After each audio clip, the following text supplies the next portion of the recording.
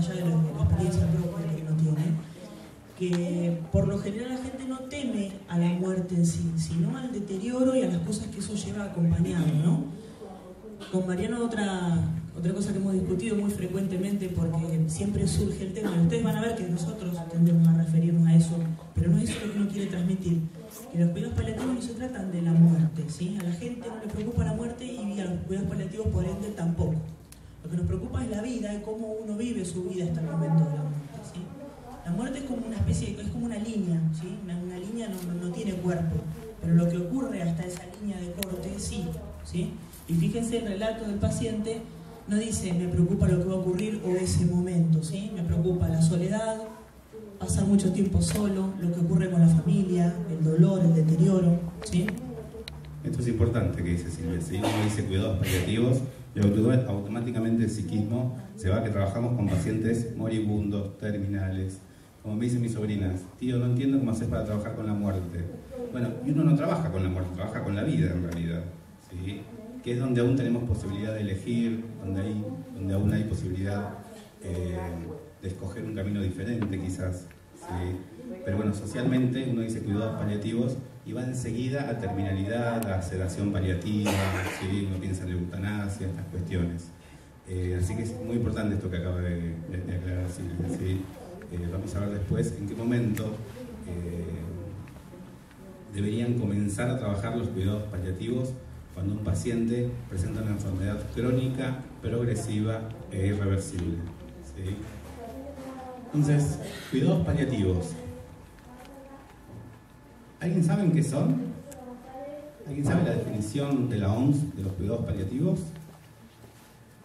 Aunque no sea algo distintivo, vamos a poner un poco menos de presión ahí. ¿Se le ocurre algo?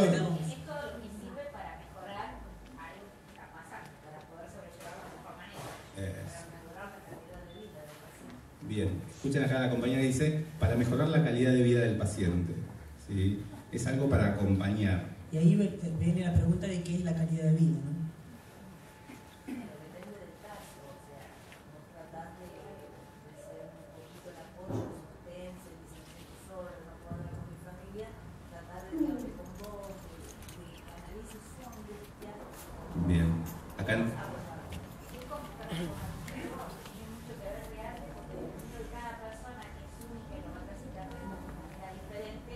perfecto, muy bien. Bien.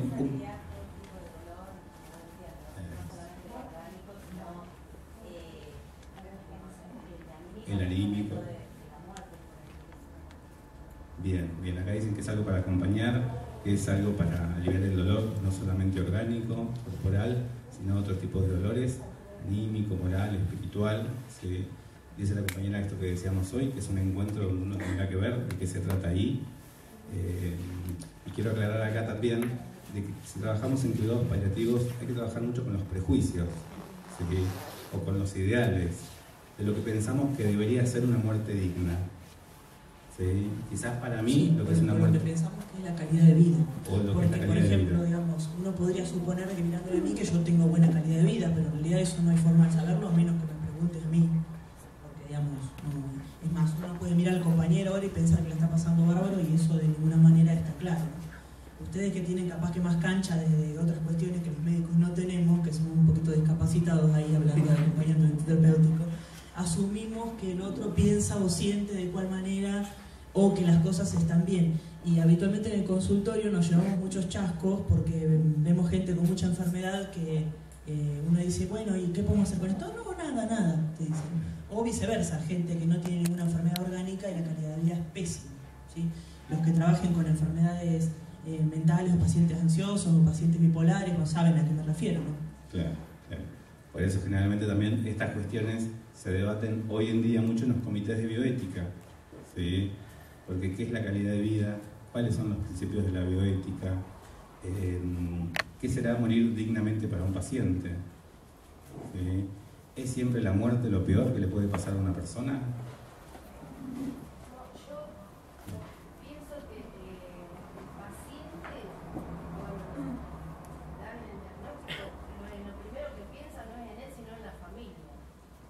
Lo que va a sufrir la familia por él no es el sufrimiento la mayoría de las veces, Bien, bien. Es muy importante acá esto que dice la compañera, habla del sufrimiento de la familia, ¿no? Y veíamos esta primera lámina acá, este paciente que no es de acá de Bahía, vive acá en Bahía hace un montón de años, está solo, y él decía, no los quiero llamar para no hacerles mal.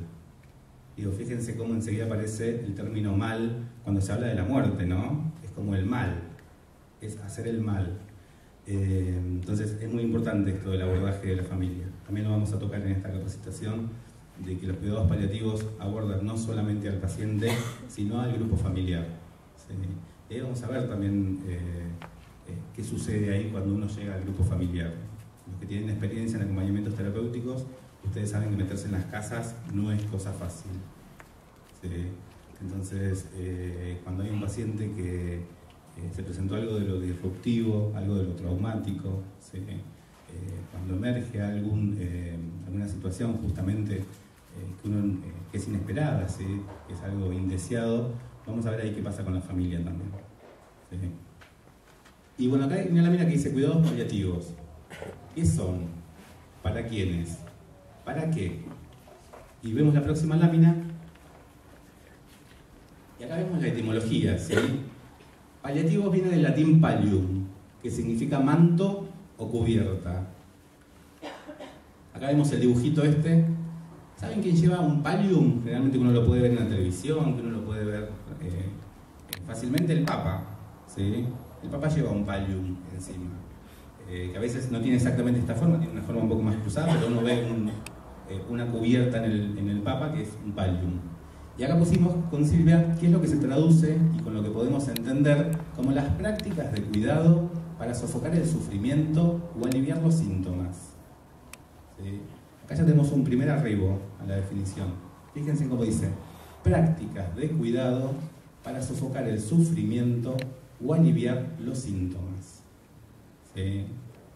No siempre podemos reducir el sufrimiento.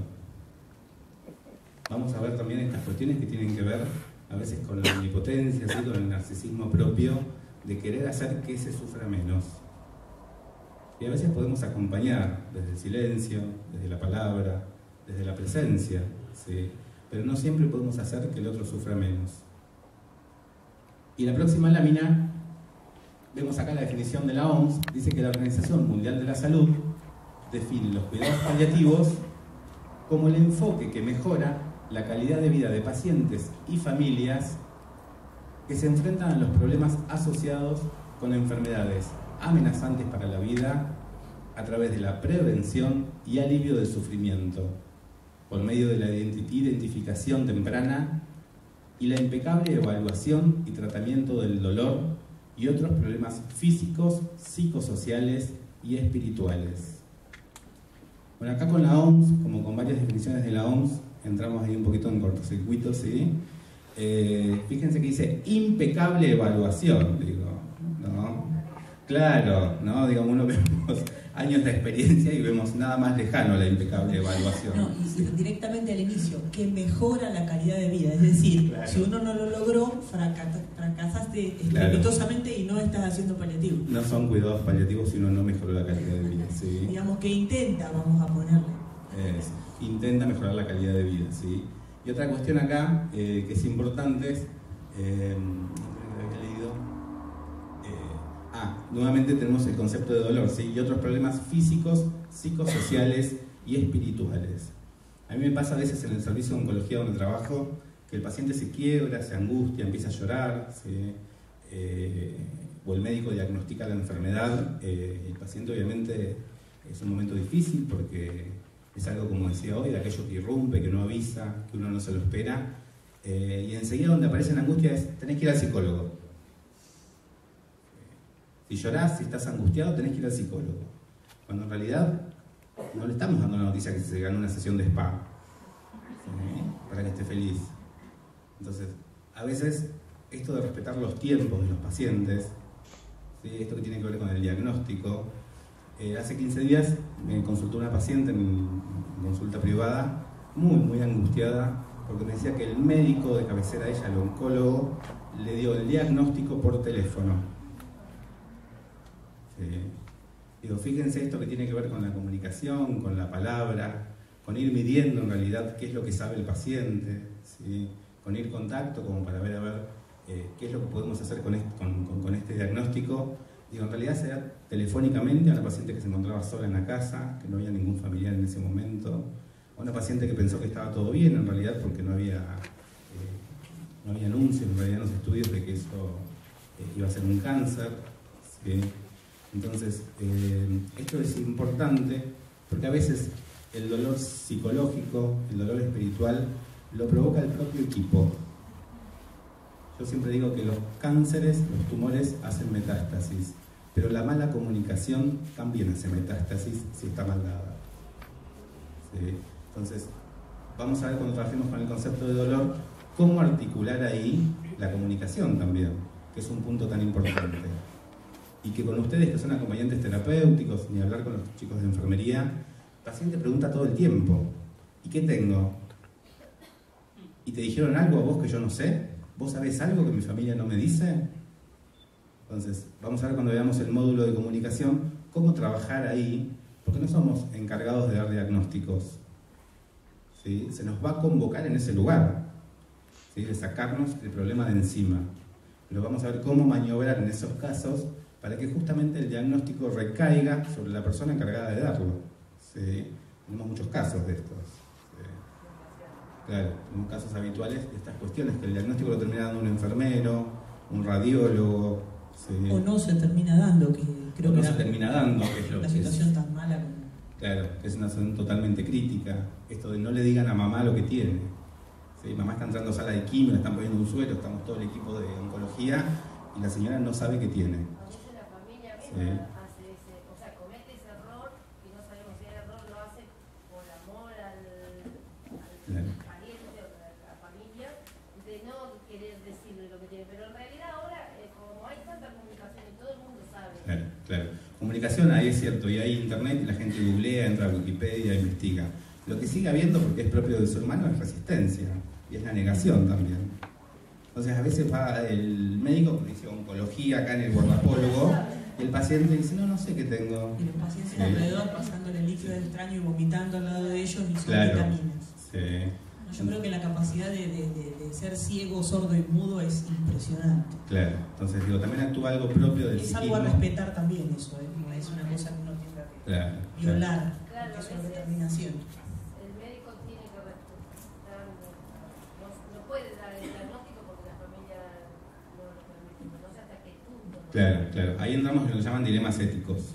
¿Sí? Dilemas éticos de acuerdo a la función de cada quien. ¿Sí? Esto también es importante, lo vamos a ver cuando veamos el módulo de comunicación, el derecho a la verdad.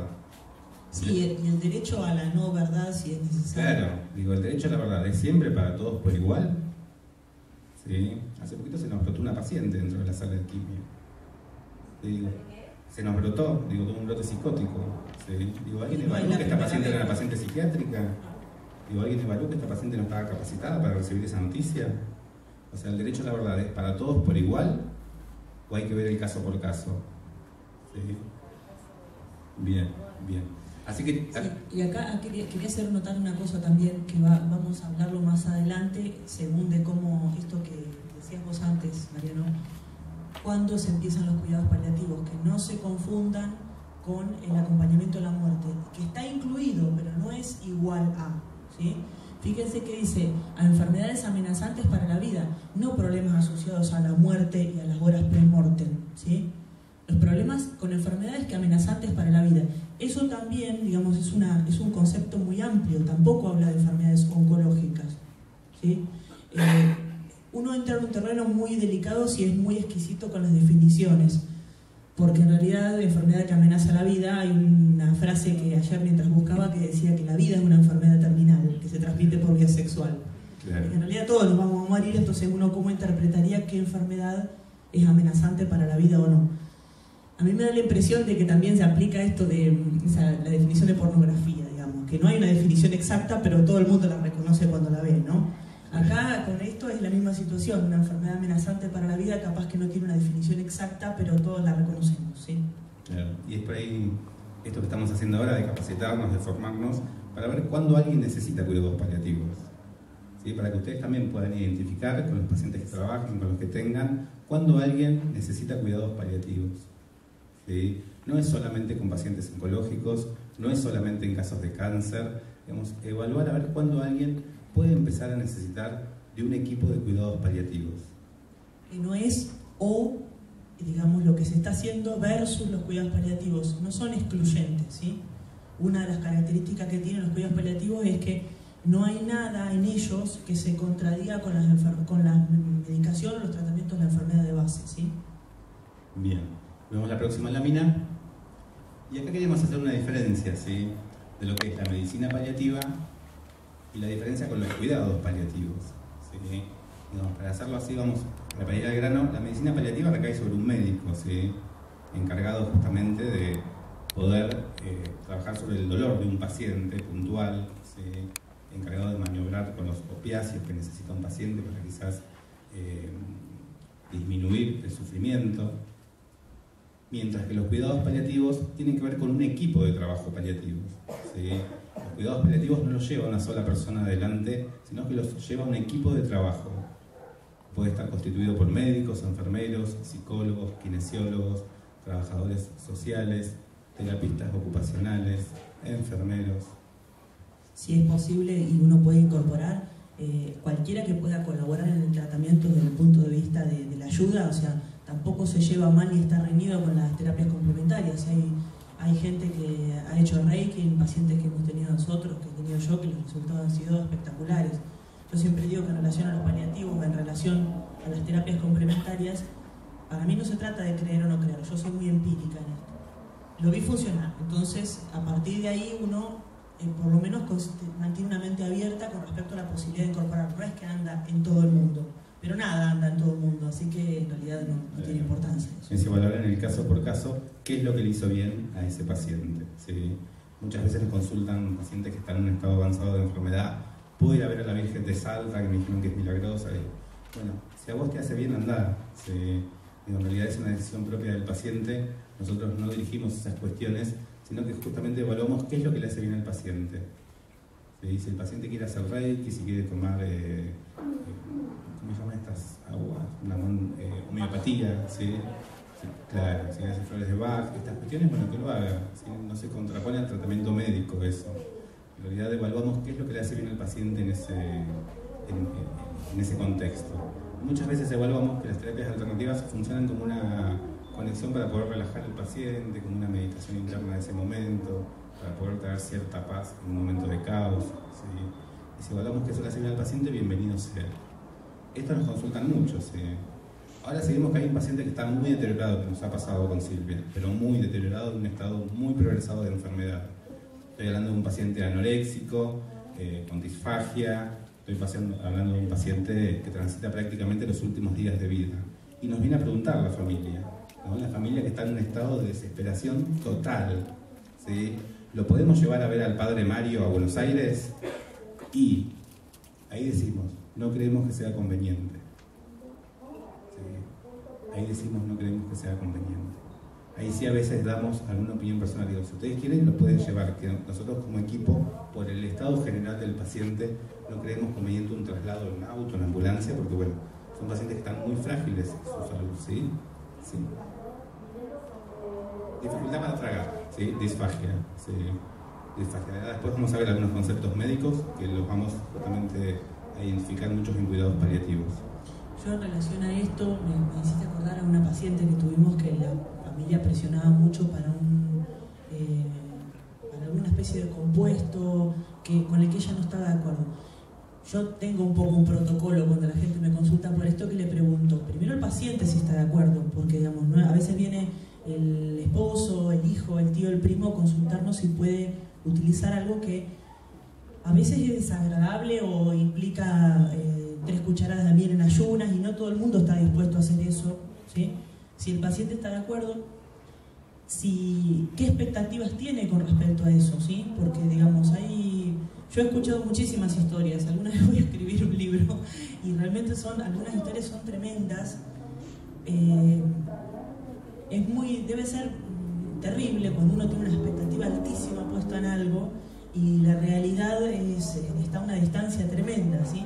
Entonces a veces uno explora esa expectativa que tienen para ver si es algo factible o para ver si, digamos, lo que se espera es estar más, si lo que se espera es estar más tranquilo, o estar menos nauseoso o más animado, sí. Si lo que se espera es curarse de una enfermedad que está ya claramente avanzada, a mí la gente por ahí me dice, ¿y si hay un milagro? Y si hay un milagro va a ocurrir independientemente del menjunje que uno esté tomando, ¿no es cierto?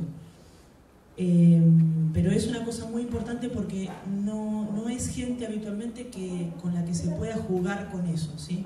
Con decir, con esto vas a andar bien, ¿sí? Hay que tener mucho cuidado y con los vendedores de buzones acá. Y después es la cuestión de los costos. Cuando uno lucra con la desesperación de la gente, uno en realidad, si yo les digo que hablar por este micrófono no les va a agarrar nunca cáncer, y obviamente que el micrófono era mío, cuesta $1.000.000 de pesos, ¿no es cierto? O si se quieren acercarse. Y cuando uno está desesperado, inclusive personas que con formación académica y años de estudio y absolutamente racionales y lógicas, entran en cualquier cosa. A mí al principio decía, ay, pero ¿cómo va a creer? ¿Cómo va a creer? Y después me empecé a dar cuenta que evidentemente es una cuestión humana, no tiene nada que ver con la formación, ni la inteligencia, ni nada. Tiene que ver con el aferrarse. Y tiene que ver con lo inasequible, que es para el aparato psíquico la muerte, ¿sí? La muerte es inasequible, o sea, no tiene concepto, no tiene definición, digamos, no sabemos de qué se trata. Podemos hacer miles de hipótesis, ¿sí? Pero no sabemos, nadie vino de la muerte para contarnos de qué se trata el otro lado, ¿sí? Entonces, esto tiene que ver con la dificultad para aceptar la muerte. Ustedes imagínense que cuando, bueno, seguramente a todos nos ha pasado de cerca, un amigo, un familiar, un padre, una madre, todos hemos pasado por circunstancias cercanas a la de tener alguien cercano justamente con una enfermedad terminal, ¿sí? Ustedes piensen que cuando la enfermedad aparece, choquea, irrumpe, arrasa, no da tiempo para romanticismo, ¿sí? Uno quisiera meter al familiar en un avión y llevarlo a la clínica de Boston, ¿sí? Y en realidad se trata de un proceso humano que tiene que ver con la enfermedad, con el deterioro, con la muerte, ¿sí? Ahí igual me parece que es muy importante pararse desde el lugar del que ocupa uno. Una cosa es ser el familiar, como decís vos, y otra cosa es ser agente de salud en ese momento. Quería decir que en esta cuestión de las terapias alternativas y demás, que creo que tenemos que priorizar el deseo del paciente, porque muchas veces lo que pasa es que la familia, en un deseo de hacer el bien, finalmente no le termina haciendo bien, porque tal vez ese paciente no quiera y la familia, bueno, vamos a ver lo que vamos a hacer, entonces como que ahí el sujeto queda un poco dejado de lado, ¿no? Me parece que está bueno también siempre escuchar el deseo de esa persona, digamos, cómo él quiere atravesar su proceso de enfermedad y qué se puede hacer con Sí, eso. está muy bueno tu aporte. A veces lo que nos sucede es que vemos que recibimos pacientes que nunca en su vida priorizaron su deseo, ¿sí? Y que están totalmente arrasados por las familias. Entonces, intervenir ahí cuando durante 50 años el paciente nunca pudo priorizar su deseo, es muy difícil que éste pueda elegir en este momento. Entonces, nos metemos a trabajar con las familias. A veces obtenemos resultados más o menos, lo voy a decir, lo voy a llamar, o sea, buenos, no sé si hay resultados buenos para lo que uno considera que son los cuidados paliativos, y a veces hay resultados devastadores, ¿sí? Porque no logramos esto. Mayra, ¿tienes una? Creo que es un sentimiento de ambivalencia de todo el equipo, tanto de los cuidadores como de la familia y el paciente, de lo que quieren y de lo que no pueden, o de lo que se quiere y lo que se puede. Claro, claro. Miren qué importante esto que dice Mayra casi. Sentimiento de ambivalencia, dice ella. Es todo el tiempo con esto. Es todo el tiempo. A mí, a Mariano, me gustaría que a ese paciente le vaya bien. A mí me gustaría que con ese sí ocurra un milagro, ¿sí? Pero no puedo. Escapa mi alcance. Por eso te decía el tema de ubicarse como profesional de la salud, porque cuando uno está como familiar o como paciente, peor aún, uno no puede hacerse cargo de ningún tipo de objetividad. Y ya la objetividad es una especie de idealismo loco, porque no creo que la objetividad siquiera exista. Pero cuando uno está ahí en la plana, en el primer plano de la situación, es imposible. Me refiero al tema de, por ejemplo, las terapias alternativas o a la dificultad para aceptar o a la ambivalencia. Me parece que uno como familiar no está obligado, pero como profesional de la salud sí, a tener un observatorio trabajando mucho tiempo equipo analizando constantemente ese tipo de cuestiones. No las vamos a poder evitar ni desterrar, pero uno tiene que estar muy advertido de no entrar en eso.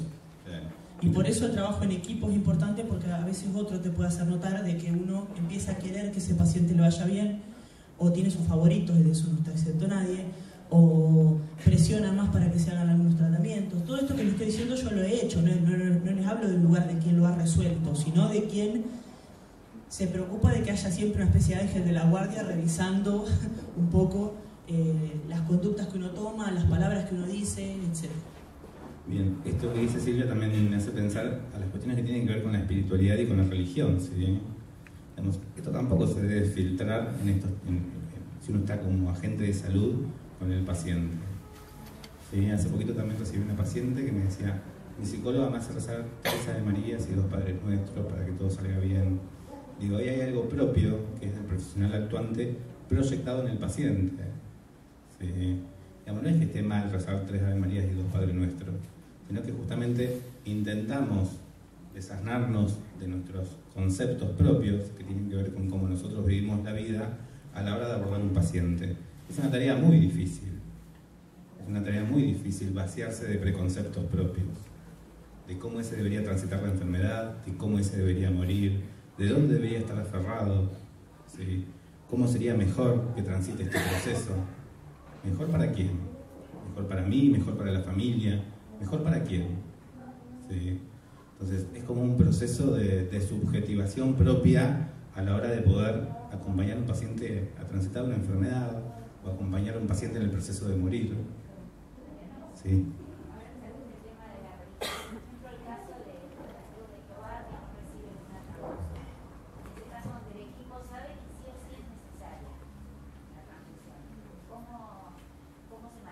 Nada es necesario sí o sí, ese es el punto.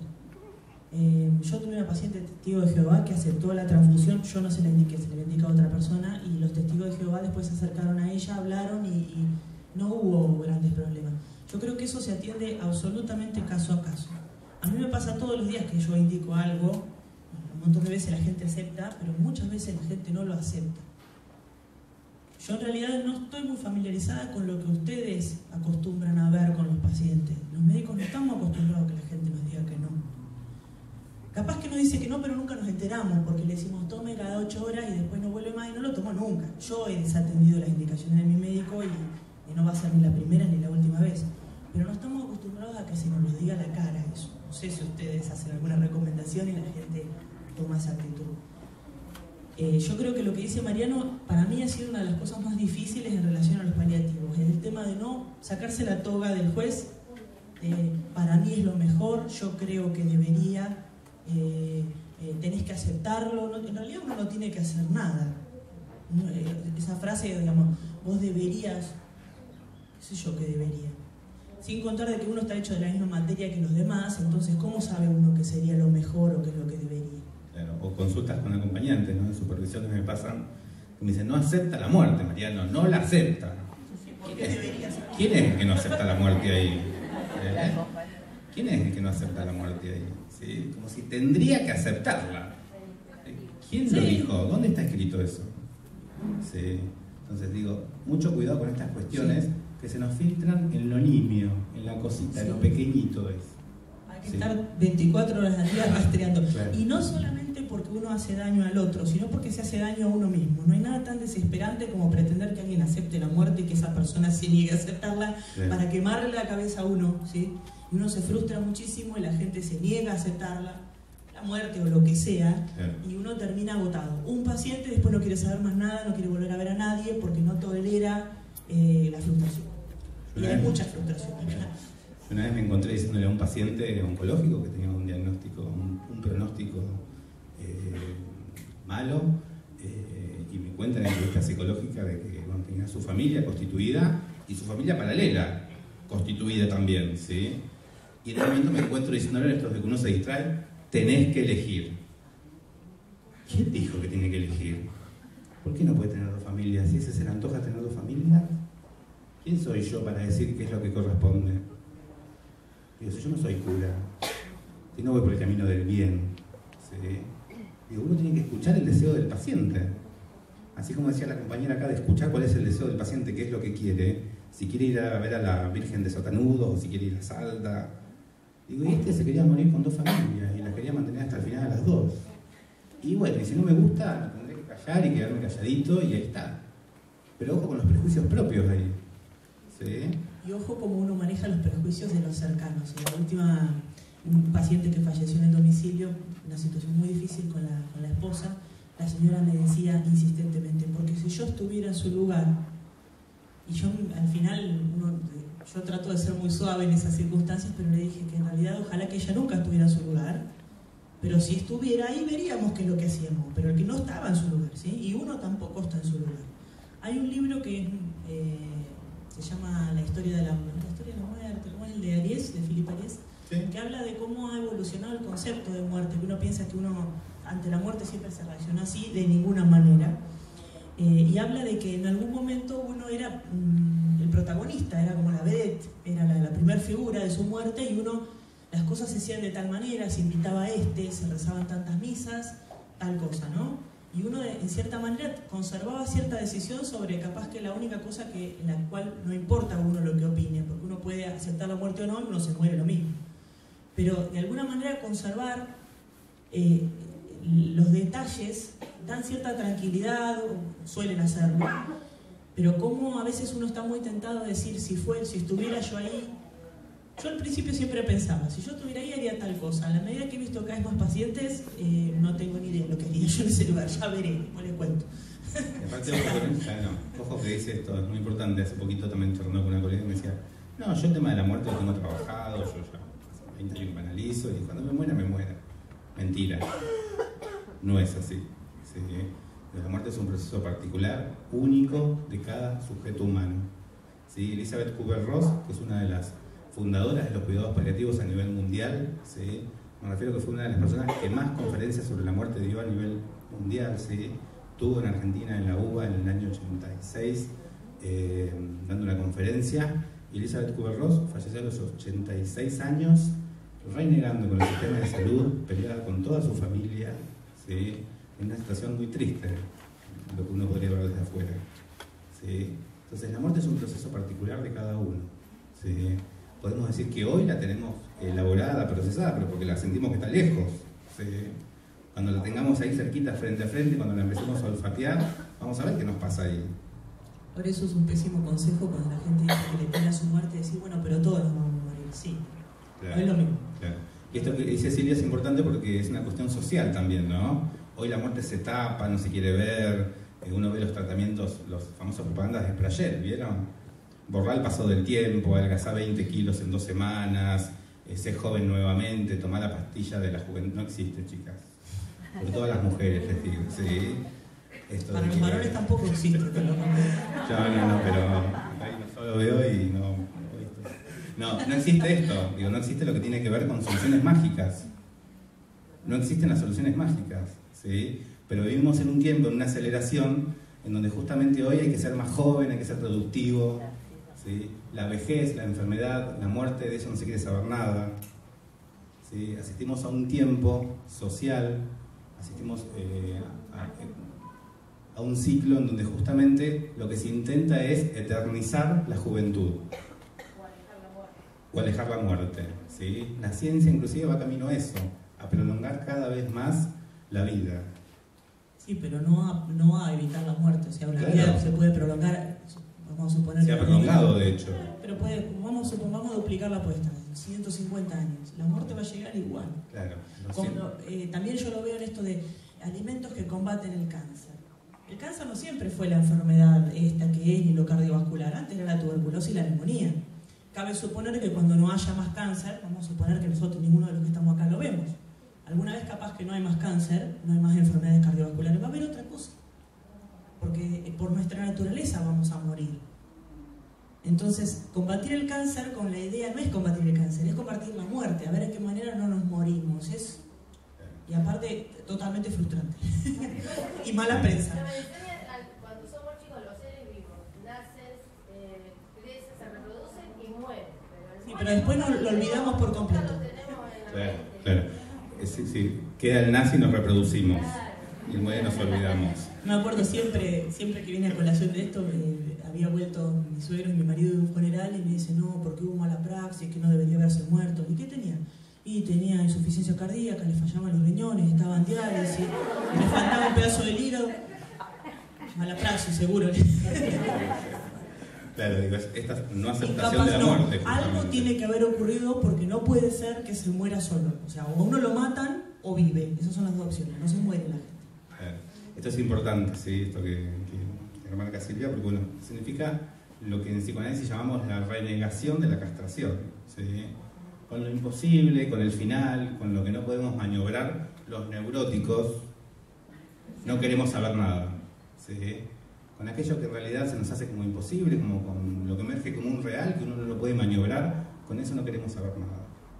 Lo imposible es una pareja que nos deja, lo imposible es justamente una decepción amorosa muy grande. Uno se siente morir un poquito ahí también, ¿sí? Por eso hay tanta renegación. Yo diría que el ser humano va sufriendo diferentes muertes a lo largo de la vida. Y en relación a la concepción de la muerte, quería decir esto porque asistimos también a un tiempo, así como hablo de la urgencia subjetiva y que todo tiene que ser ya inmediato y tenemos que ser jóvenes y productivos, asistimos también a una vuelta a lo natural, ¿sí? Ustedes vieron que en boga que está nuevamente esto de las comidas veganas, de la alimentación natural, de la alimentación consciente, ¿sí? Bueno, esto digo, si bien estoy de acuerdo, me encanta y aunque no se parezca, intento practicarlo, aunque no se note, también nos trae consecuencias en los consultorios, ¿sí? Yo he escuchado pacientes que me dicen, mira, totalmente enfadados, soy vegana hace 40 años, practico reiki, yoga, hago meditación y me viene a pasar esto. Como diciendo, si pareciera que la que hace reiki, yoga y come comida vegana quedaría excepta de poder contraer un cáncer. Como decir, ¿dónde está el libro de quejas o cuál es el departamento donde me van a tomar el reclamo de enfermarse o morirse? Claro. Entonces, nuevamente volvemos a hablar de un proceso propio del ser humano, ¿sí? Podemos desde ya tomar medidas de salud, medidas saludables para comer sanamente, para hacer ejercicio, gimnasia, para hacer los chequeos médicos como corresponde. Pero no hay que confundir que esas prácticas sirven para vivir mejor, no para no morir. Claro. Yo tenía un paciente que insistía, bueno, me decía, yo el vecino de acá a la vuelta se murió. Pero bueno, claro, no se cuidaba. ¿Qué significa? Que si uno se cuida no se muere, digamos. Esa sería la conclusión lógica. Claro, exactamente. Hay que tener mucho cuidado con eso. Claro. Uno tiene que tener cuidado con eso, porque así como la muerte es natural, pensar eso es natural, por lo menos para los neuróticos, evidentemente. Claro, nos sale pensar eso automáticamente, ¿sí? Entonces también encontramos quejas sobre estas cuestiones. Hace poquito también una paciente me decía, todos los años me hago la mamografía, ¿sí? Me dice, ¿podés que con un mal pronóstico de enfermedad? Me dice, el año pasado me le dice que estaba todo bien. Pero tampoco eso es garantía en realidad. Que uno podía hacer que hacerse los chequeos rutinarios y obligatorios, digo, nos deja justamente en la posibilidad de poder agarrar a tiempo algún cuadro. Pero no que no aparezca. Pero no hay que una no gran aparezca. diferencia ahí. Sí. Es prevención, claro, no es anulación. ¿Sí? Es prevención. Hace poquito me preguntaban si había más casos de cáncer en realidad en la sociedad. Bueno, es un tema que está en discusión también ese. ¿Sí? ¿Hay más casos de cáncer o hay más detección temprana? No, pero eso es lo que discutimos siempre. ¿Sí? Además, yo no hace poco fue a un viaje en la que decía, qué lindo cómo vive la gente, libre, desnuda, corriendo con los taparrabos al viento. Me decía, como vive más natural es más sana, ¿no? Fue así la conversación. Y yo le pregunté si había visto viejos. Y se quedó, te tildaste, como se empezó a sacar cuenta y no había visto a nadie de arriba de 40 años. No es casualidad eso tampoco. Cuando se le pregunta, ¿viste viejo? Fue como un mazazo en la cabeza. No había visto ancianos en 15 días de vacaciones.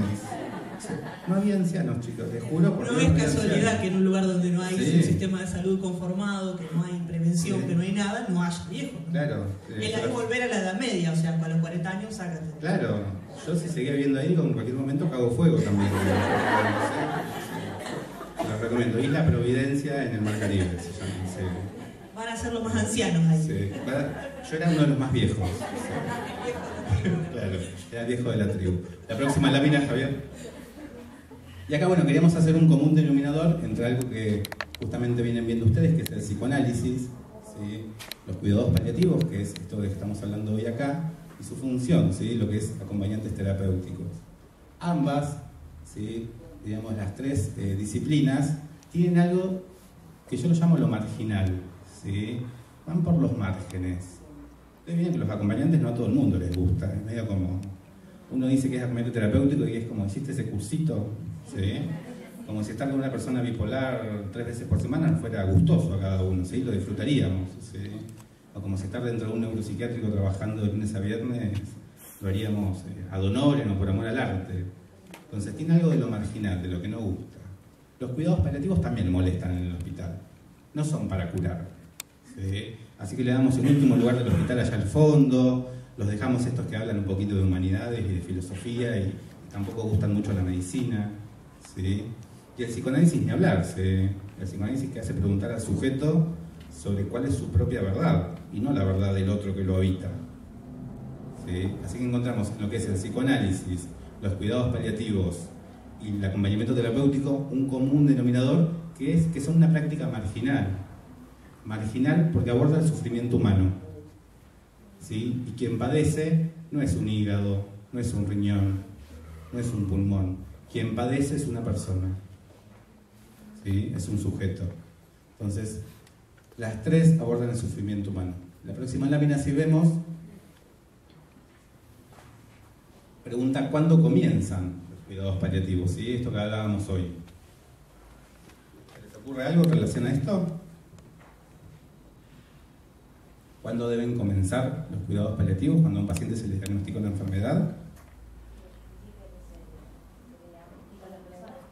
Con el diagnóstico.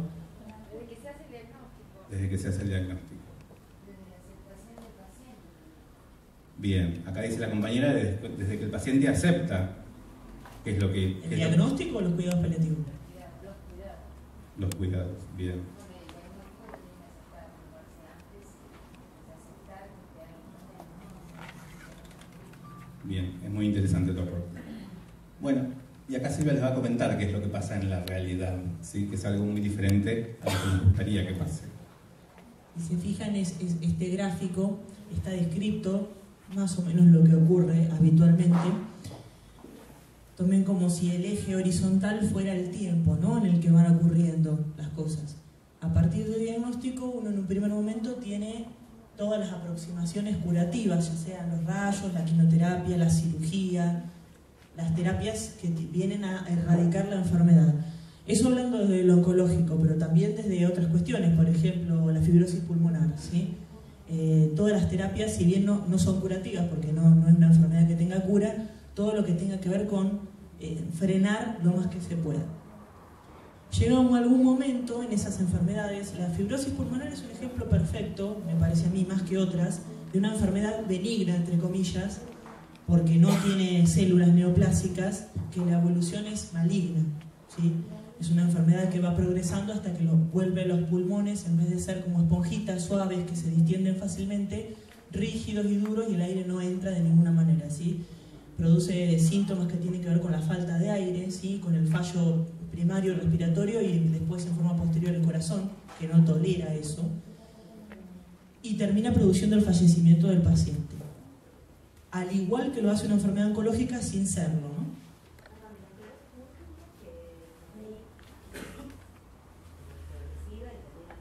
Es otro ejemplo, sí. La esclerosis múltiple, la esclerosis lateral amiotrófica, el EPOC, la insuficiencia cardíaca avanzada, la insuficiencia renal con sustitución, con diálisis, ¿sí? Cuando uno no puede optar al trasplante, y la demencia, y seguimos contando, son muchas. En algún momento de esas enfermedades, cualquiera de esas, se diagnostica la incurabilidad, ¿sí? Esto que ven acá arriba, ¿sí? Es esa línea punteada que en algún momento dicen, bueno, acá no hay más nada para hacer, ¿sí? Que El esa frase la deben haber diagnóstico hasta escuchado. la incurabilidad, ¿sí? ¿Sí? Pasa un tiempo que eso puede ser 2 meses, 1, 6 años, 20, ¿sí? Es muy variable. Por lo general lo que empieza a ocurrir es que el paciente pasa a cuidados paliativos, ¿sí? En algún momento sobreviene la muerte y supuestamente los cuidados paliativos, en la mejor de las circunstancias, pueden proveer soporte en el duelo. Que este es el modelo que habitualmente vemos nosotros y los problemas que encontramos son muchos en esto, ¿sí? Claro. Acá lo que quiere decir Silvia, que justamente con la incurabilidad, cuando los médicos ven de que esto que a veces lo anuncian así, ya no se puede hacer más nada, a veces mucho, comienzan a funcionar los cuidados paliativos, ¿sí? O sea, en el caso, por ejemplo, de nosotros que trabajamos en un servicio de oncología y cuidados paliativos, intentamos que no sea así, pero estamos en ese proceso de cambio y hasta ahora viene siendo de este modo. Es oncología, tratamiento, tratamiento, tratamiento, mientras se puede oncología, oncología, oncología, y cuando no se puede más, cuidados paliativos. Imagínense lo bien que ha recibido uno, que de alguna manera se lo identifica con no se puede curar, entonces vivimos. Claro, somos los médicos, los enfermeros, los psicólogos, los acompañantes terapéuticos, que laburamos cuando no se puede hacer más nada para el paciente. Entonces, claro, tenemos que trabajar con ese concepto en realidad, ¿sí? Porque lo que se puede hacer es mucho, justamente. Lo que se puede hacer es mucho. Esto lo hemos visto, como dice Silvia, en la práctica. No en todos los casos desde ya, pero se puede hacer muchas cosas. Pero antes, o sea, del diagnóstico. Claro, desde el diagnóstico se puede hacer muchísimo más todavía. Desde la incurabilidad, ahí donde el paciente piensa que no se puede hacer más nada, se puede hacer muchísimo. ¿Sí? Entonces, este es el modelo tradicional, digamos, lo que nos pasa hoy en los hospitales, lo que pasa hoy generalmente en los nosocomios, donde se presentan enfermedades irreversibles, ¿sí? O progresivas. Y en la próxima lámina, si vemos, dice, ¿cuándo deberían comenzar?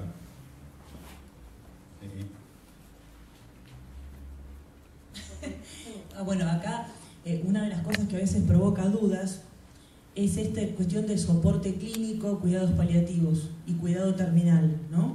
Que en realidad, si bien a mí me parece importante la cuestión de las definiciones o poder explicar qué es lo que uno hace, es relativo porque en realidad esto se ve mejor en la práctica. Uno, cuando se diagnostica una enfermedad, a veces uno pretende que la enfermedad sea incurable desde el momento que uno lo ve, por eso una de las cosas en las que no estoy del todo de acuerdo con la definición de la OMS, porque en realidad yo tengo pacientes, y lo sigo viendo aún hoy, que se han curado de la enfermedad y que por algún motivo han necesitado algún tratamiento por secuelas de las enfermedades, por secuelas quirúrgicas, ¿sí? Que han tenido dolor o han tenido síntomas que se han beneficiado con las prácticas de los cuidados paliativos. Entonces el problema está en el nombre de lo que es el soporte clínico. Yo, en general, los pacientes que se les da una noticia, como vos decías, Mariano, a veces el paciente es totalmente plausible la curación o, digamos, la congelación, por decirlo de alguna manera, de la enfermedad y permitirle mucho más tiempo de vida con una buena calidad. Eso no quiere decir que uno pueda decirle al paciente que es suficiente con el tratamiento específico, ¿sí?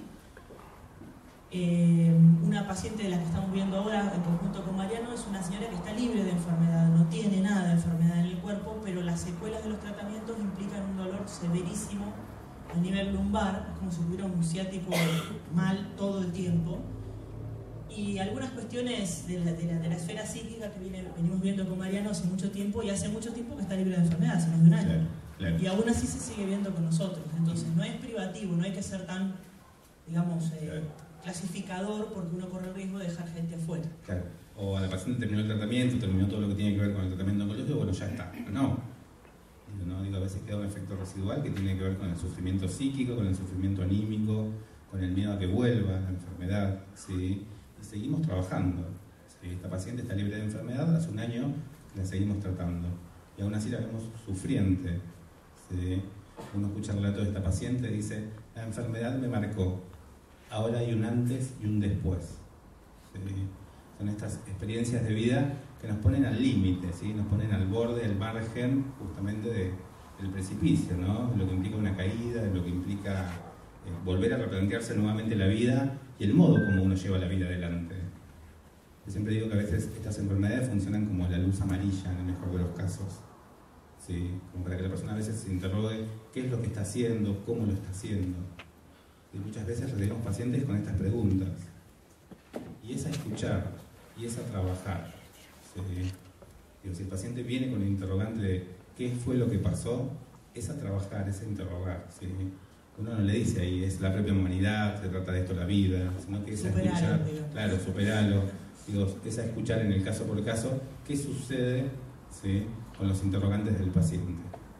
Y lo que tiene que ver específicamente con control de síntomas, que es una parte de los cuidados paliativos, que de ahí sí nos encargamos más los médicos, no forzosamente tiene que ser la enfermedad incurable, ¿sí? enfermedades totalmente curables, los síntomas no son los mismos que cuando uno tiene un poquito de tos o se agarró el dedo con la puerta, ¿sí? El dolor de causa oncológica tiene características muy particulares, muy diferentes. Los pacientes habitualmente tienen muchos síntomas e inclusive, aunque no los tengan, la sola tolerancia a la quimioterapia mejora cuando uno puede hacer un buen sostén de esa cuestión, ¿sí? De hecho, hay un artículo que es como muy paradigmático en lo que es los paliativos, que es de la New England, que habla sobre pacientes con cáncer de pulmón en cuidados paliativos versus un grupo sin cuidados paliativos, y está demostrado el aumento de la supervivencia. Yo creo que en realidad uno no se tiene que quedar con la idea de que uno vive más, a pesar de que aparentemente así es, sino de cómo vive, ¿sí? Porque la diferencia ahí es fundamental.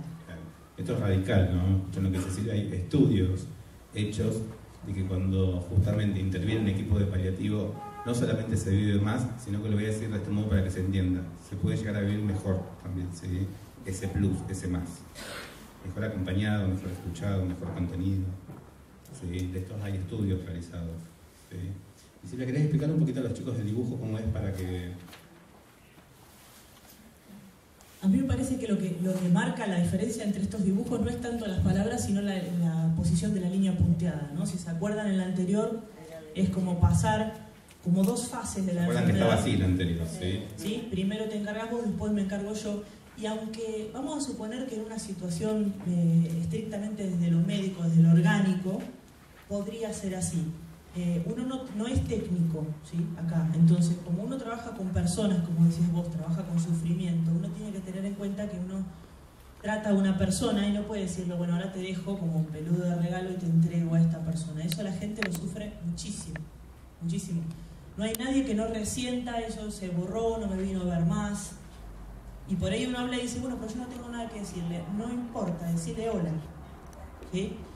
Cuando uno trabaja con personas tiene que tener mucho ojo con eso. Entonces, ¿cómo se articula de manera que el paciente, aunque sea, le conozca la cara a uno? ¿Sí? Y si lo empieza a ver más, sea un poco más suave esa transición. Esto que dice Silvia es de todos los días.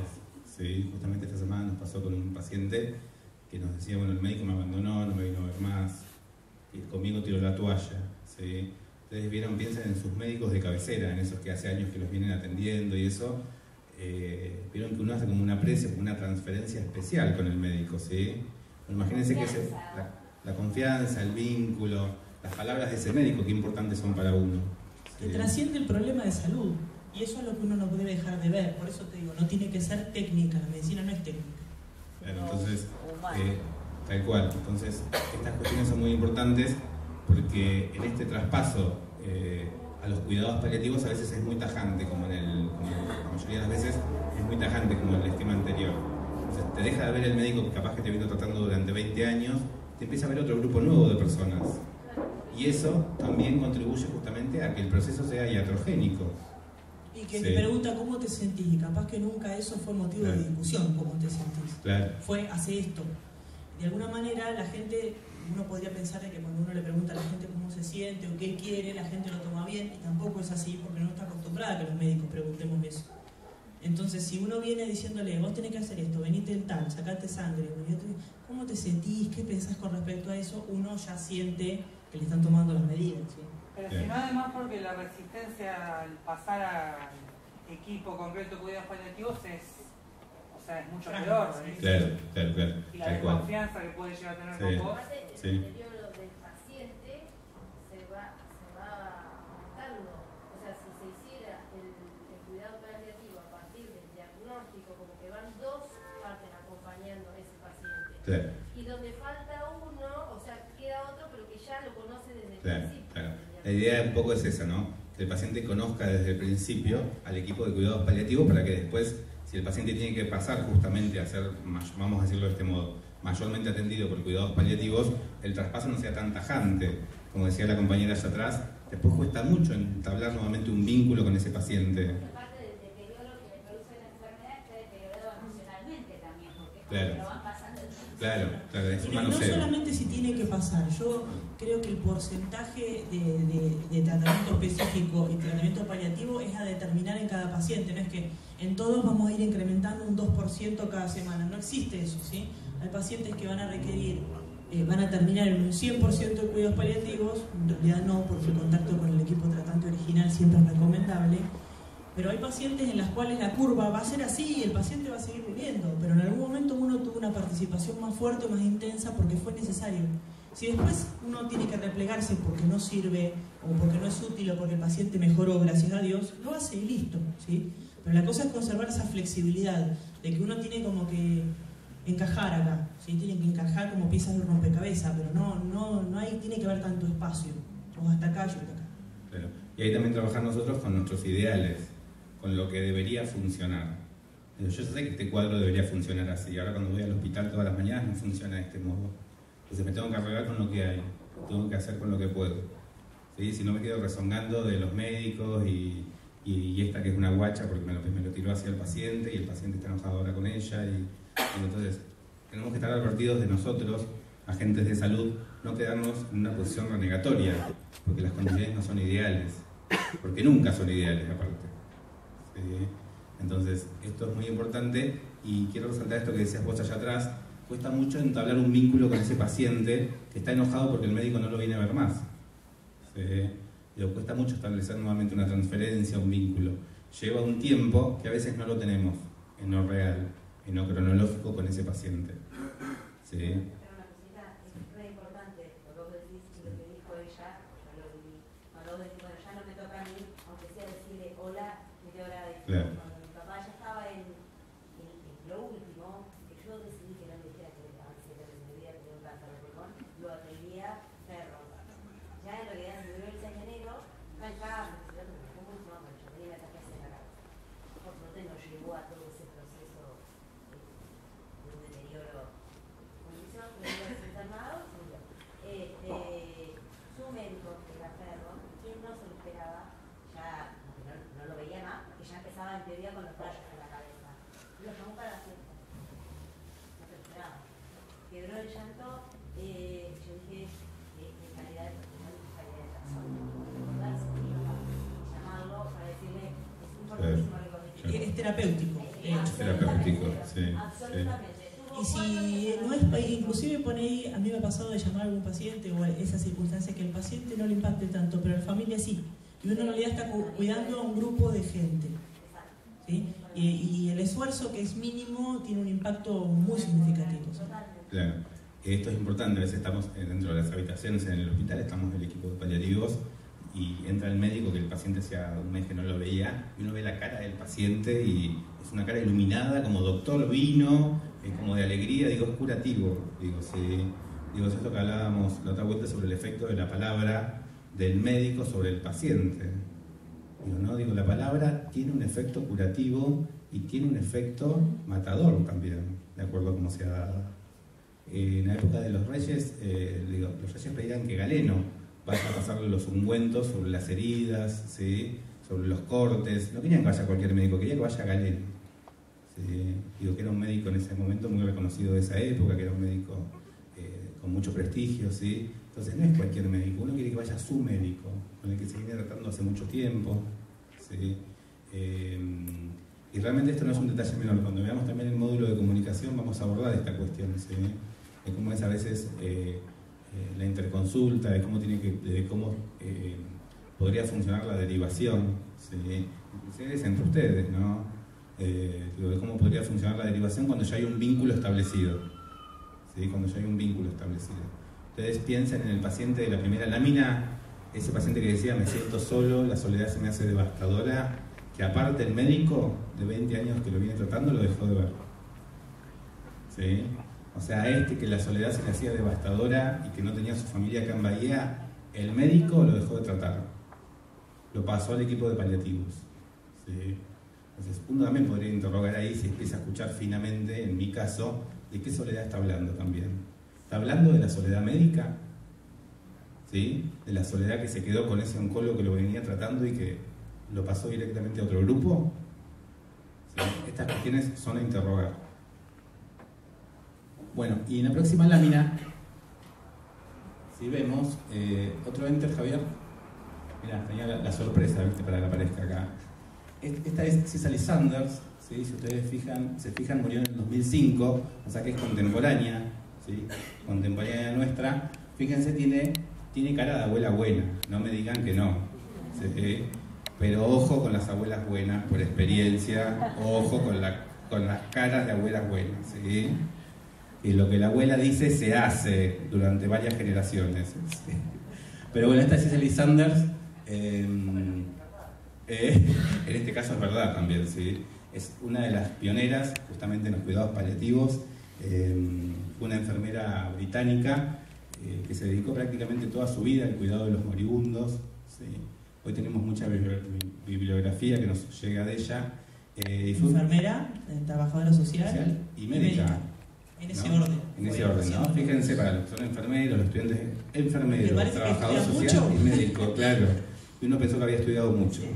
Y se dedicó prácticamente toda su vida al cuidado de los pacientes moribundos. ¿Sí? Fue una de las primeras en abrir en Londres en el año 1968 un hospice. ¿Sí? Ahora vamos a ver de qué se tratan los hospice. Todavía es una movida que acá en Argentina hay uno solo, en la provincia de Buenos Aires, es el de Matías Nahum, que hace poquito salió galardonado como miembro de honor o algo así de la ciudad de Buenos Aires. ¿Sí? Es un lugar donde justamente se brindan estos cuidados que estamos hablando acá. ¿Sí? Es un lugar específicamente para que los pacientes transiten sus últimos días de vida durante una enfermedad, ¿sí? O durante un proceso que estén atravesando. Y está equipado, ¿sí? Y está justamente con los recursos humanos correspondientes para transitar de ese modo la enfermedad. Esto costó mucho, digo, fíjense que hablamos de Sanders en el año 1968, ya queriendo impartir un poquito los movimientos hospice. ¿Sí? Con Silvia siempre decíamos, ¿no? Soñamos cuando tomamos un cafecito por ahí en la Avenida Len. Nos tomamos un whisky. Nos tomamos un whisky y decimos, qué lindo sería tener un hospice en Bahía, ¿no? Qué importante sería tener un hospice acá en la ciudad. Pero bueno, estamos lejanos a eso por estas cuestiones que ustedes conocen con las obras sociales, con los intereses económicos que se juegan de por medio, ¿sí? Y estas cuestiones, pero tener justamente un lugar en donde la gente pueda transitar la enfermedad acompañada con este llamado telefónico que vos decías, acompañado con la mirada del médico, con la atención del equipo profesional actuante, realmente digo sería muy importante, ¿sí? Ya por lo menos tenemos un antecedente dentro de la provincia de Buenos Aires que no es un detalle menor, ¿sí? Que no es un detalle menor. Acá en Bahía tenemos este grupo que se llama Car Home, ¿sí? Que ofrece un servicio de atención domiciliaria, ¿sí? Que es reconocido por las obras sociales, ¿sí? Y se dirige todos los profesionales a la casa del paciente. Y ustedes piensen, los que tuvieron familiares, los que tuvieron conocidos o amigos que padecieron una enfermedad como el cáncer, por ejemplo, lo importante es que se traslade el equipo a la casa del paciente, con lo que cuesta trasladar un paciente a veces, ¿no? Subirlo a un auto, ponerlo arriba de una silla de ruedas, llevarlo a ver al médico. Digo, lo importante es que se traslade el equipo al domicilio. Mi paciente lo tiene en el home. Claro. Bueno, ¿no? Lo importante, digo, de esto, ¿no? Digo, de llevar toda la parte ahí del equipo al domicilio. Así que bueno, esta es Cicely Sanders. Para los que quieran buscar información, pueden googlear, hay muchísima información sobre la obra de ella, que fue lo que hizo sobre el movimiento hospice. Y yo acá quería hacer en la próxima lámina simplemente una aclaración. A mí que me gusta toda la parte del lenguaje, la palabra, etc. Hospice viene en realidad de la palabra hospitalario, ¿sí? Y Yvonne Bourdelieu, que es una ensayista, una poetisa también argentina, ¿sí? Que escribe muchos libros. Uno de ellos se llama La escucha del cuerpo, ¿sí? Yo titulé una charla que di hace poquito con ese título, porque me gusta mucho el libro de ella, y trabajé esta cuestión. Ella dice que en realidad se hace la pregunta de qué son los hospitales, ¿no? Para los que trabajamos en hospitales, la pregunta ¿qué son los hospitales?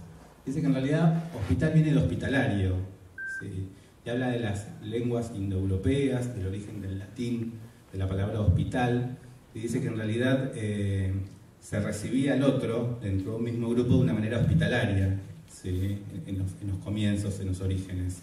Entonces la palabra hospitalario tiene que ver con recibir a otro, con hospitalidad, a otro dentro de un mismo grupo, ¿sí? Dentro de una misma etnia, digamos.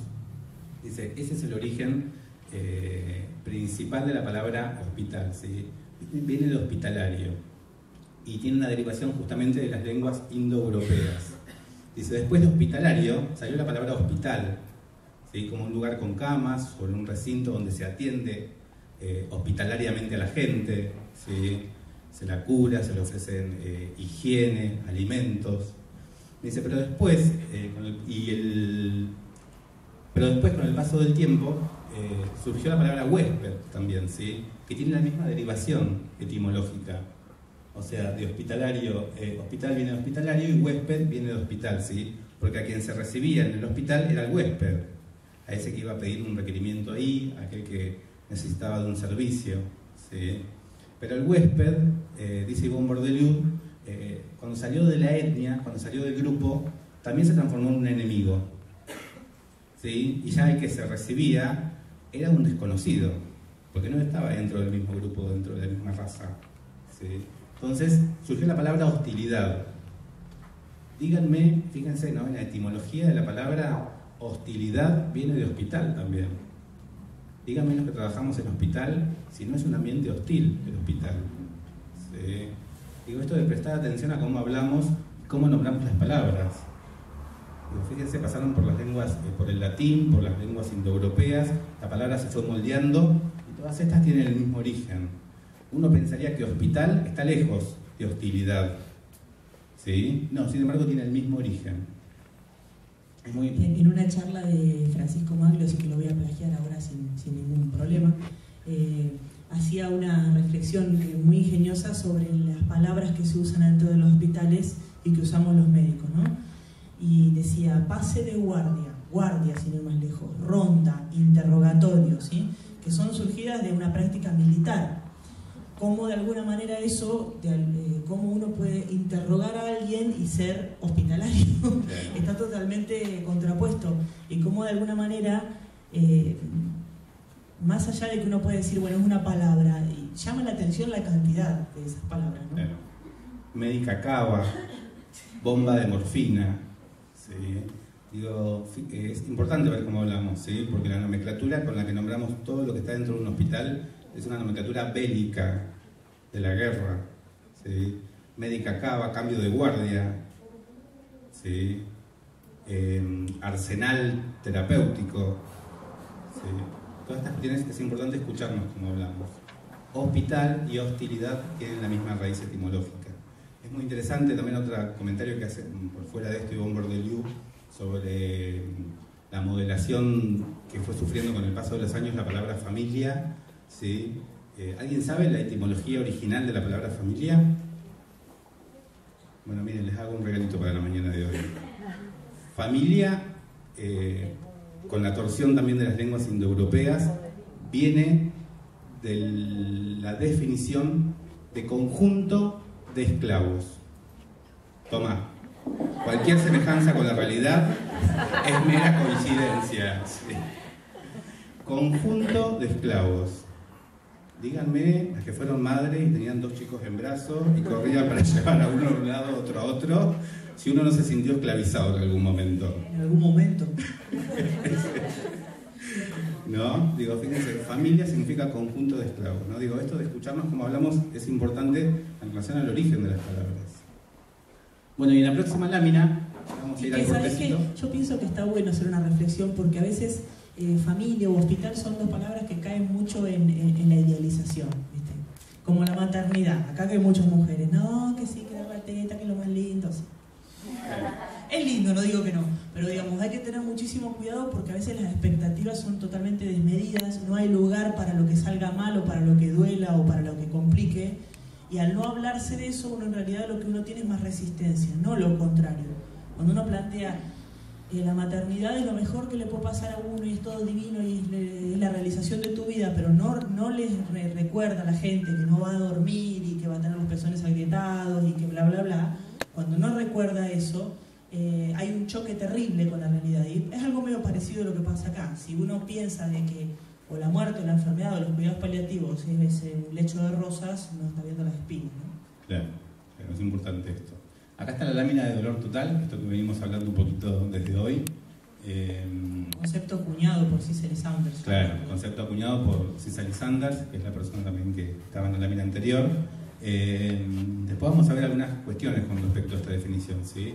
Pero el dolor total lo vemos como la conjunción, ¿sí? No de un solo dolor, sino del dolor físico, psicológico, social y espiritual, ¿sí? Fíjense que más o menos dentro de cada parámetro podemos ubicar cuestiones de estas en la clínica de hoy en día, ¿sí? Miedo a sufrir, depresión, en la parte espiritual pérdida de la fe, ¿sí? Digo, ¿cuántas veces, por lo menos en mi caso, he escuchado a un paciente decir ¿por qué Dios me hizo esto? ¿Sí? Dios me abandonó, yo tanto que fui fiel con la iglesia, tanto que hice estas cosas, ¿por qué a mí? ¿Sí? Esto lo escuchamos en el día a día.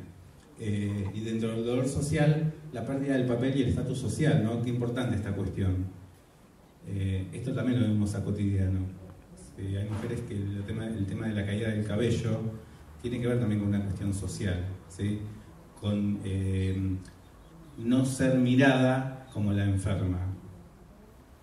Digo, esto también es de actualidad, ¿sí? Si bien esta lámina la planteó César en el 68, lo podemos ver hoy en día. Pérdida del trabajo con aquellas personas que son sostén de hogar, ¿sí? Se tiene que comenzar un tratamiento quimioterápico, un tratamiento de rayos. ¿Y quién mantiene a la familia? Ese tiempo que papá no va a poder trabajar o que mamá no va a poder trabajar. Preocupaciones sobre el futuro de la familia todo el tiempo, ¿sí? Esto de qué van a hacer, esto lo escuchamos mucho, qué van a hacer cuando yo no esté más, ¿sí? O qué van a hacer sin mí, ¿sí? O cómo se van a mantener. Preocupaciones a veces reales que uno las puede escuchar en los diálogos, que tienen que ver con una cuestión, con un real que emergen, que es eso, que una persona es sostén de hogar, y a veces cuestiones narcisísticas, ¿sí? Cuestiones narcisísticas que uno puede escuchar que tienen que ver, ¿qué van a hacer sin mí cuando yo no esté más? Y van a seguir la vida como puedan, ¿qué va a hacer?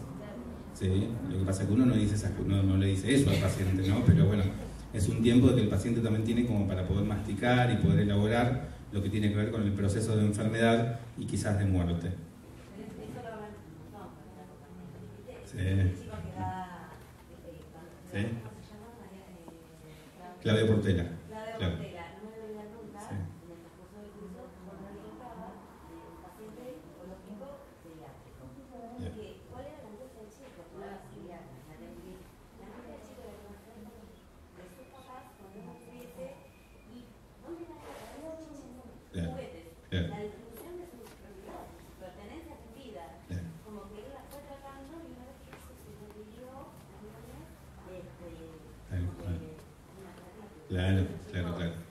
Sí, esto que dice acá la compañera, tiene que ver con el concepto de finitud, ¿sí? Digo, no tenemos concepto de finitud, ¿no? Uno muere y aún quiere disponer de sus juguetes, de los campos, de los coches, ¿no? Ahí no hay ninguna diferencia, digamos, entre los adultos y los chicos. Sí. A mí a veces me pasa, yo soy una persona muy racional y muy lógica, que ya se me va a pasar cuando esté cerca de ese momento, calculo. Pero estas determinaciones, qué va a ocurrir, o hagan esto, o hagan lo otro, ¿sí? Que uno en realidad, lo que a uno respecta, el mundo se acaba en cuanto uno se acaba, ¿no? Pero hay muchísimas preocupaciones con respecto a eso. Y está muy bueno esa historia que vos contás, que se haya dado el espacio para expresar esas preocupaciones. Es muy habitual en el entorno de los pacientes que no hables de eso, pero mira lo que pensás, ¿sí? Y a veces la gente, a mí me ha pasado con los pacientes, que vos dicen, no, a mí me preocupa qué va a ocurrir, porque si yo me muero, y uno dice, ajá, y el paciente se lo queda mirando como diciendo, no me vas a decir que no piense en eso, porque es lo habitual. Y tener un espacio para eso, a ustedes que digamos que pasan mucho tiempo con el paciente y capaz que el paciente está más dispuesto a compartir esas preocupaciones, está muy bueno que tenga ese lugar, ese espacio donde no se lo contradiga, se lo deje ser, ¿sí? Porque aparte ya, el tema con esas cuestiones es que ya existen, la gente dice no pienses en eso, o no te preocupes. Yo creo que no hay consejo más pavo que no te preocupes. Es saber de qué te preocupa. Hablemos de eso y vamos a ver si desgranándolo algo sale. Es la famosa palmadita en la espalda, ¿no? De no va a pasar nada, cuando en realidad va a pasar mucho. Sí. No, quería preguntar qué le dicen ustedes de todo el equipo interdisciplinario cuando ellos sienten que ya bajaron la guardia, que no quieren seguir más.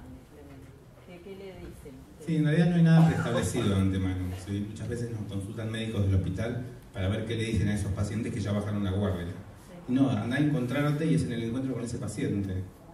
¿Sí? No hay un decir de antemano. A veces nos pasa que somos neuróticos, somos humanos, vamos con Silvia en el pasillo diciendo, uy, ahora tenemos que abrir la puerta y qué decimos, qué cara ponemos, qué... Digo, y no, digo, es abrir la puerta, entrar y ahí ve qué es lo que pasa. Muchas veces pasa algo muy diferente a lo que imaginábamos antes de entrar. Totalmente. Y siempre hay una herramienta que para los que somos de hablar mucho y muy rápido, a mí me resultó muy útil, es probarla, y es una novedad, que es quedarse callado, ¿sí? Es magia eso. A mí me pasó eso una vez, que había un paciente que estaba teniendo una evolución excelente y llego al hospital y me dicen, no, el paciente tuvo una descompensación muy importante, empezó a vomitar, muchísimo dolor, hubo que sedarlo. Yo, ¿cómo me enfrento ahora a la esposa de una persona de 50 años que iba bárbaro? ¿Con qué cara? ¿Qué le digo? ¿Cómo le voy a hacer entender? ¿Cómo? Así. Fueron los 20 metros más largos, ¿no? Y entré, al no saber qué decir, opté por eso. Voy a esperar a ver qué frase mágica se me ocurre. Yo entré y la señora me sonrió. Me senté al lado de ella, me tomó la mano ella y estuvimos un rato largo. Yo mientras, no voy a decir que yo meditaba sobre lo hermoso de la vida, sino que buscaba la frase correcta. Que por suerte no la encontré, porque la señora dijo, a mí me impactó muchísimo lo que dijo ella. Y además, él ahora está más tranquilo porque le había estado doliendo mucho el pecho. No me acuerdo ni lo que dijo, pero me llamó la atención cómo arrancó la frase. Y además, o sea, nos habíamos dicho todo ya. Parecía como que habíamos estado hablando ahí sentadas las dos, mirándolo, tomadas de la mano, y además me dijo. O sea, ella había dicho algo, yo lo había escuchado y por suerte no dije nada. Esto que dice Silvia es importante en relación a tu pregunta, porque por ahí no es qué decir en esa situación, sino es escuchar, a ver qué tiene para decir el otro. Y no hay frase de consuelo a veces, ¿sí? Uno dice, bueno, ¿qué le dice a una madre que está a punto de perder a su hija? ¿Ya se te va a pasar? Ahí hay que quedarse callado. Las cosas a veces surgen, a veces no, pero yo creo que en algunas circunstancias es más dañina la palabra, porque en la palabra a veces uno cae en el facilismo, en la frase hecha, y no hay lugar para eso acá. A veces uno quiere llenar ese hueco, llenar ese espacio, porque al que se le hace insoportable presenciar la muerte del otro es a uno. Entonces uno quiere tapar eso, ¿no? Neuróticamente la neurosis nos llama a tapar ese momento donde el paciente está con oxígeno, donde sabemos que se va a cortar en las horas que viene, donde sabemos que está la familia ahí con mucho dolor. A uno lo que sale es tapar eso, ¿sí? Esto que decimos contener. Y a veces contener implica quedarse callado y estar ahí. Y eso también es contener. ¿Sí? Porque si no se nos arman estos preconceptos de tener que decir algo. No siempre. Por ahí decimos algo mal ubicado en un momento incorrecto y hacemos daño en ese momento. Entonces por ahí es ir a escuchar qué quizás tiene para decir ese, o para que nuestra presencia es importante porque venimos acompañando un tiempo, y en ese momento nuestra presencia, nuestra simple presencia es importante, no hay que decir nada. ¿Sí? Pensar que todo es consolable. O sea, que cualquier circunstancia o dolor o problema que le ocurra al paciente, uno puede salir con una frase de la para ti que rompa con eso. Eso no es verdad. Tal cual. Entonces uno tiene que tener mucho cuidado con pensar de que la presencia de uno forzosamente va a poder aliviar a través de lo estándar, ¿sí? Uno no trata digamos, si uno choca el auto le puede decir, bueno, ya te vas a poder comprar otro, porque existe esa posibilidad. Pero ante la muerte no hay un consuelo. Entonces uno tiene que tener mucho cuidado con quién habla, qué palabras elige. Claro. No hay speech.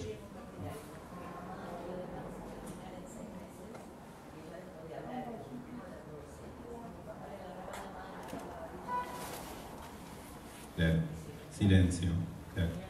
Claro, silencio. Porque seguramente lo que decía ahí, claro, le era insoportable, claro. Claro, fíjense, ¿no? La importancia del silencio en esos momentos. ¿Hay una pregunta por allá atrás? No, en realidad estaba pensando, era más así, por un lado pensaba cómo, en algún punto cómo se resume todo en la palabra impotencia en general. Y después también volviendo a lo del tema de los lenguajes, cómo es impresionante cómo se arranca con amenaza, enfermedad amenazante, como arrancaba la definición, sí, y termina en duelo, en el sentido de cómo termina todo, o sea, está atravesado en términos de batalla. Claro. Y así todo, tanto uno como el otro, tanto el inicio como el final, si se quiere, no deja de ser todo paroxístico, y ahí también creo que se lo puede atar con lo que hablabas antes de sociedad de consumo en extremo. Era más... Hay una reflexión muy interesante tu Porque no reflexión. se Sí. naturaliza la muerte. Claro, tal cual. Sí. Más que impotencia, yo diría imposibilidad de hacer con lo imposible. ¿Sí? No podemos prevenir ahí la muerte. ¿Sí? No podemos frenarla, digo. ¿Sí? Entonces, es hacer algo con eso, digamos, que por ahí es acompañar. Y ya ahí uno a veces sale del rol de la impotencia acompañando desde el silencio, quizás. Lo que pasa es que a los neuróticos nos es insuficiente eso, porque a quien acompañamos se muere igual. ¿Sí? Entonces nos quedamos como en el déficit ahí. Sí, pero es interesante tu reflexión. Igual me parece que la palabra impotencia se liga mucho a no hay nada más que hacer. Y en realidad, me acuerdo cuando surgió el tema de la muerte digna, a mí me parece que es una buena idea. El problema no es cómo uno se muere, porque uno en realidad, las personas siempre tenemos derecho a negarnos a un tratamiento, porque el cuerpo es de uno. Si a mí me dicen, tomaste antibiótico, yo no lo quiero tomar, no lo tomo y se acabó la discusión. Uno siempre se pudo negar a un tratamiento, no descubrieron nada ahí, ¿sí? El tema está, desde que uno le diagnostica la enfermedad hasta que uno se niega al tratamiento que está evitando que uno muera, por decirle de alguna manera, ¿cuánto tiempo transcurre? Y en ese tiempo el problema, no el momento que uno muere, porque uno muere es así, es murió. El problema es el tiempo previo, ¿sí? Y más allá de que uno discute la forma en la que se puede morir o no, el problema es la vida siempre. Los cuidados paliativos vienen a ver qué se hace cuando no hay más nada que hacer. Es algo para hacer cuando no hay más nada que hacer, ¿sí? Y como tiene unas herramientas específicas y un cuerpo de conocimientos específicos, en cierta manera esa impotencia, lo que me ha servido a mí, en particular como médico, que digamos, la impotencia se deja que ocurra porque durante toda la formación se enseña que vos tenés que curar. Cuando no curás, y bueno, arreglátelas. ¿Cómo haces con eso, sí? Los cuidados paliativos vinieron a ser paliativos para mí. O sea, me vinieron a dar una alternativa para cuando no había nada para hacer, no solamente el paciente, sino yo como médico no quedarme con las manos en los bolsillos diciendo, mire, no hay más nada para hacer. Yo ya eso no tengo por qué decirlo, ni que pensarlo, porque yo tengo algo para hacer. Aunque sé que no hay que hacer.